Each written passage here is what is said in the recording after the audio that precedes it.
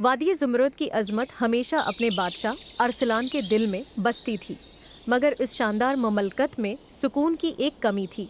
वो एक वारिस के मंतजर थे, और फिर वो रात आई जब जिंदगी और मौत के दरमियान तनाज़ाए ने महल की दीवारों को जकड़ लिया। बच्चे की चीख के साथ ही आसमान शफक की तरह सर्क हो गया।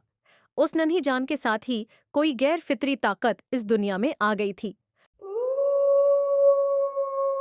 और फिर जंगल से एक ऐसी चीख गूंजी जो इंसानी नहीं थी। उस रात जंगल की कदीम जादूगरनी महल में दाखिल हुई। उसने आंखों में एक भेड़िए का अक्स लिए हुए बादशाह को एक तल्ख सच बताया। ये बच्ची आर्या दो दुनियाओं की मुल्कियत है। उसके दिल में एक भेड़िया है, उसका राज छिपाओ। बादशाह ने अपनी बेटी को दुनिया से छिपाया, मगर छोटी शहजादी आर्या की रूह इस शाही कैद में नहीं रह सकती थी। जैसे जैसे वो बड़ी होती गई, उसकी ताकतें भी बढ़ती गईं, और आखिरकार आर्या महल से निकलकर जंगल में अपना राज छिपा लिया।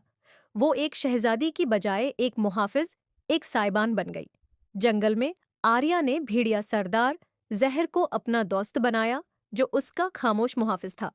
मगर हर कहानी में एक शिकारी होता है, काहिल खां, एक लालची और जालिम सरदार जिसकी नजरें वादी जुमरुद की दौलत पर थीं।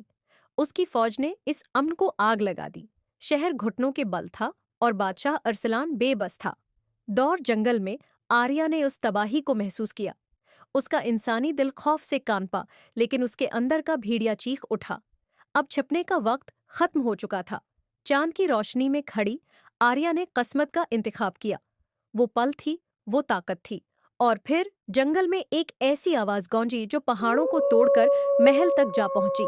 काहिल खां ने पहली बार फितरत के असली खौफ को महसूस किया। जहर ने सरदारी की, भेड़ियों का एक सैलाब आया जिसने शिकारियों को शिकस्त देकर भगा दिया। भेड़िया शहजादी ने अपने लोगों को बिचा लिया। जंगल की बेटी शहर में वापस आई, और उसकी आंखों की चमक अब कबूलियत का पैगाम दे रही थी। बादशाह अरसलान ने खुले दिल से अपनी बेटी को तख्त पर बैठाया। छिपाने के दिन खत्म हुए। वो तख्त पर बैठी, लेकिन उसका दरबार बदल चुका था। जहर उसके कदमों में था। भेड़िया शहजादी ने इंसानों और फितरत के दरमियान पुल बनाकर अमन कायम किया, और इस तरह वादी जुमरुद एक बार फिर प्रामन हो गई। वो अब भी एक शहजादी थी, मगर उसकी ताजपोशी इंसानों की तलवारों से नहीं, बल्कि जंगल की खामोश वफादारी से हुई थी। दोस्तों, कैसी लगी आपको ये कहानी? अगर अच्छी लगी तो हमारे चैनल को सब्सक्राइब करके बेल आइकॉन दबाना मत भूलना।